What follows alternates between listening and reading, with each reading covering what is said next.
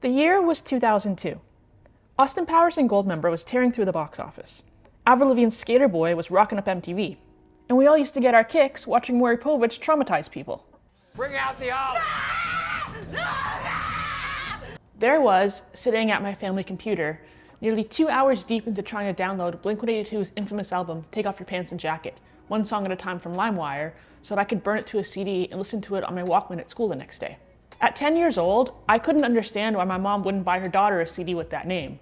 I guess she just didn't want me to be cool or have friends. But thankfully, file sharing was in its prime, and I was a pretty tech-savvy kid. When I played back the tracks I had downloaded, a few of them were totally different songs by totally different bands that had been mislabeled. At least one was the audio of Bill Clinton stating that he did not have sexual relations with that woman. But eventually, I found all the songs, got them organized in the right order, and felt like I had accomplished the greatest feat of my life. This was internet piracy, and it was glorious. Wait, did I just confess to a crime? Anyways, the emergence of piracy, of people illegally downloading music, movies, software, and games without paying for them, though controversial, was an inevitability in the early 2000s. And to be fair, it wasn't exactly new. Bootlegging music, that is, making and distributing unauthorized copies of records and tapes and CDs, that had been going on since at least the 60s, but when peer-to-peer file sharing over the internet began, the floodgates really opened. At the time, collecting media through legitimate sources, like buying CDs or DVDs, not only was it expensive, but it was also inconvenient. A single album or movie would easily run you $20 or more at a time when that equated to 2 to 3 hours of minimum wage work, and you had to make your way to the mall to buy it. That meant that it was often cost prohibitive to amass a large collection, and especially if you were young, you were at the mercy of what your parents were willing to buy you, which in my case was nothing good. So by the time that services like Napster and LimeWire had gained mainstream popularity, the barricades had essentially come down, and now everything was available to everyone all the time, and for free. But of course, we all know how this story goes. Other than that one whiny dude from Metallica, I don't really recall many musicians getting their knickers in too much of a knot. But as for the music and film execs, they lost their shit and launched a series of hilarious and very out-of-touch ad campaigns calling people thieves and attempting to guilt us all into paying for our media so they could continue to rake in hundreds of millions of dollars to fund their cocaine habits.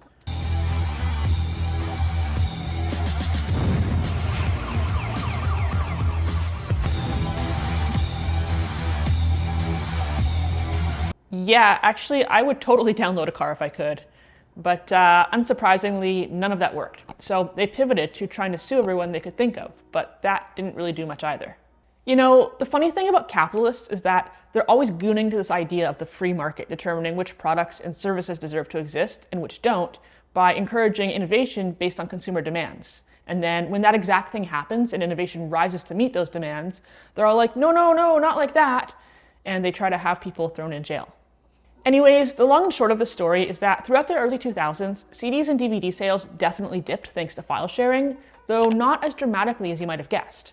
It turns out that most people who could access and afford genuine media continued to purchase it happily, and those who sailed the high seas were generally people who wouldn't have been paying customers anyways.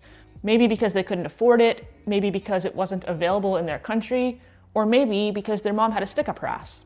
Eventually, artists started to accept the fact that album sales were probably not going to be a major source of income for them anymore, but that even people who pirated their music for free could still become fans who would ultimately buy some merch or maybe a ticket to a concert, so it wasn't a totally lost cause. Gabe Newell, president and co-founder of major video game company Valve Corporation, famously addressed the root of the piracy issue in a 2011 interview saying, quote, "We don't really worry about piracy.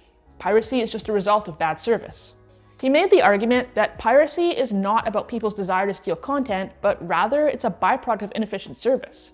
That when content is poorly distributed and it becomes difficult or unreasonably expensive to access, piracy becomes an obvious solution. Whereas when customers are given easy and affordable access to what they want, they're generally happy to pay for it. Well, no shit, Sherlock. Unfortunately today, the idea of a corporation of any type providing customers with a good experience for a fair price is basically unheard of. And much of the reason for this, as we've discussed many times in the past, is because most platforms today exist not to provide you with a valuable service, but really just to collect and sell your personal data, because that's where the real money is. Data brokers make a fortune buying and selling personal information collected from everyday people like you and me, and selling it to anyone, really. They can make information like your name, address, and phone number, your occupation and employer, your health and legal history, and even your political affiliations available to literally anyone who has access to the internet and a credit card. Your data being out in the open like that can have real-life consequences. You can be scammed, harassed, or doxxed. You can be discriminated against by employers and insurance companies. You could even have your identity stolen. That's why I've been personally using today's sponsor, Delete Me, for nearly 2 years now to help keep my private information secure. Delete Me is a hands-off service that scans the internet and continuously removes your data from places it shouldn't be. Then they send you a quarterly report showing you everything they found and removed. And because they use their own tech to do this rather than outsourcing it to a third party, you can be at ease knowing that your data is secure with them. Delete Me has been the leading expert in personal identifiable information removal for over 15 years now, and they were recently named the #1 data removal service by Wirecutter. Head over to joindeleteme.com/Nicole or scan this QR code and use the code Nicole to get 20% off your Delete Me plan today. Media sales continued to decline throughout the 2000s, thanks to many factors, one of which was the release of the original iPod in 2001. But also, let's not forget about the 2008 recession, which undoubtedly forced people to clamp down on their spending. The point is that there were many reasons that media sales were down beyond just piracy, and record labels and film production companies, they continued to panic until streaming came along to save the day. Streaming services proposed a compromise between copyright holders and consumers. They would make music, movies, and TV shows hella affordable and way easier to access with a frictionless UI, so you could stop loading your computer with malware every time Eminem drops a new single. Artists and their teams would get a cut, albeit a much smaller one than they did with physical media, but I guess there's no point in being a choosy beggar. And consumers would be perfectly happy to pay an affordable monthly fee for access to every song in existence, or a huge library of ad-free HD movies and TV shows. Win-win, right? Well, yeah, I guess. For a few years at least, it did seem to work. Or at least everyone stopped whining for a bit, but of course the peace couldn't last.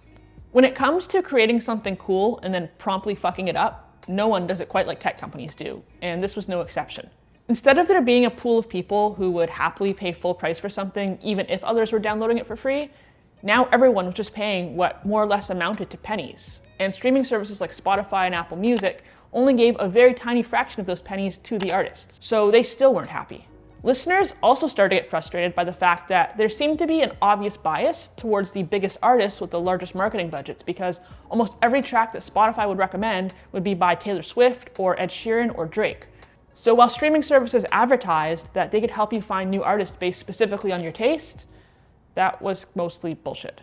Even worse, they realized that they could avoid paying artists altogether if they just used AI to make fake songs by fake bands and then push them out to listeners who were no wiser to the fact that what they're listening to is not even a real person. Yes, that's really happening. And for many, understandably, the final straw was when Spotify began aggressively running ICE recruitment ads last year. As for movies and TV shows, Netflix was once the main streaming service for pretty much anything you'd want to watch. That was until film companies started signing exclusivity deals with various different platforms, meaning that in order to watch everything you want to, you now have to pay exorbitant monthly fees for multiple different subscriptions and flip through multiple different apps, most of which are rife with ads, even though they weren't supposed to be. Go back 2 videos ago if you want to know why that's happening. But yeah, we've gone full circle. Streaming is no longer cheap, it's no longer convenient, you're no longer guaranteed to get what you were promised. Artists still aren't being paid fairly. It's almost as if streaming platforms never actually intended to improve the entertainment business or put an end to piracy. They just wanted to monopolize the industry. And apparently it worked, at least for a while. Since 2020, piracy has been on the rise again in a major way. Between 2020 and 2024, global visits to illegal streaming and torrenting sites has jumped from 130 billion to over 216 billion. And everything we've just discussed points to why this is happening. But there is one thing we haven't talked about yet, and that's ownership, or really the lack thereof. When you purchase physical media, be it a CD, DVD, Blu-ray, VHS tape, vinyl record, book, whatever, you now own a copy of that content. The content itself, like the intellectual property, of course remains property of the license holder, which is usually the artist or author or publisher or studio that made it. But that specific copy of it is yours forever. And short of duplicating it and selling copies, you can legally do whatever you want with it. You can enjoy it unlimitedly, keep it, loan it to a friend, give it away, resell it. Really, it's entirely up to you. But when you use a streaming service, you don't own anything, no matter how much you pay over time. When you stream a movie or a song, you are essentially leasing that content for the duration of the time that you're consuming it, but it never belongs to you in any capacity. It also means that if a platform removes a show or delists an artist for whatever reason, you can no longer access that content. Like in 2014, Taylor Swift pulled her entire discography off Spotify in protest of the pitiful compensation they were paying to artists. The spat lasted for 3 full years, where Spotify users were unable to listen to her music without paying for it separately through another medium. And then there's my favorite company, Amazon, who faced a fully warranted storm of backlash last year when they stopped allowing Kindle users to download their ebooks and save them to their computer. This meant that even when you purchased and paid for Kindle books, you didn't own them, and you had no way of backing them up. Amazon could legally delete them off your Kindle at any time without any warning or explanation. They could ban your entire account and revoke your ability to access the content you paid for. They could basically do whatever they want, because in the world of internet platforms, just because you pay for something doesn't mean you own it, which has led a lot of people to decide that if buying isn't owning, then piracy isn't stealing. Essentially, people have turned back to illegal downloading not because they aren't willing to pay for things and not because they enjoy stealing, but just because they're sick of being used, abused, and exploited by these giant tech corporations who take their money and give them nothing in return. Like Newell said, from our point of view, what we saw more and more is that piracy is the result of bad service. And this is really bad service. According to a 2024 survey by cordcutting.com, 76% of Gen Z and 67% of millennials admitted to pirating a movie or TV show at least once. And as a millennial myself, I plead the fifth. At the end of the day, I'm not here to tell you how you should feel about internet piracy. Whether or not you think it's ethical or justifiable or whatever is entirely up to you to decide. But what I will say is that personally, if I pay for something, I want to actually own it. I want full autonomy over how I use it and enjoy it. And that's why I don't subscribe to streaming services or purchase digital copies of things. I do have a decent collection of CDs and vinyl records, and yes, I have likely spent more of my collection than I would have spent subscribing to Spotify over the last few years, but these belong to me, like they're mine, and they make me very happy. No tech bro can take them from me, no algorithm can force me to listen to AI slop or ICE recruitment ads, and when I want something new to listen to, I can just go to my local record store and pick something. When I want a book to read, I go to the bookstore and I buy a paperback or a hardcover. When I'm done with it, I can either keep it or sometimes trade it for something else in a local book swap group. In fact, I have an entire shelf full of books in like new condition waiting to be read, very few of which I actually had to pay for because people happily trade them or even just give them away when they're done with them. Right now I'm reading this book. It's called Try Hard and it's by Max Kerman, who's the lead singer of the band Arkells. It's all about kind of the day-to-day work of creative work, and I'm finding it really interesting. I did buy this one and I plan to keep it, but that's kind of my point. I get to make that decision for myself. I bought it, I paid for it, I own it. And Jeffrey Bezos can't just walk into my house and pluck it off my shelf. And it's a damn good thing because that guy gives me the creeps. If you like this video, like the video, subscribe for more. You can follow me on Instagram at according_to_Nicole.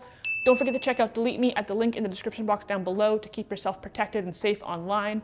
And let me know your thoughts on all of this. I'm really curious to hear your perspectives, whether you are somebody who streams or somebody who pirates, no judgment, or if you buy physical media, and kind of just what your whole thought process is behind the decision that you make.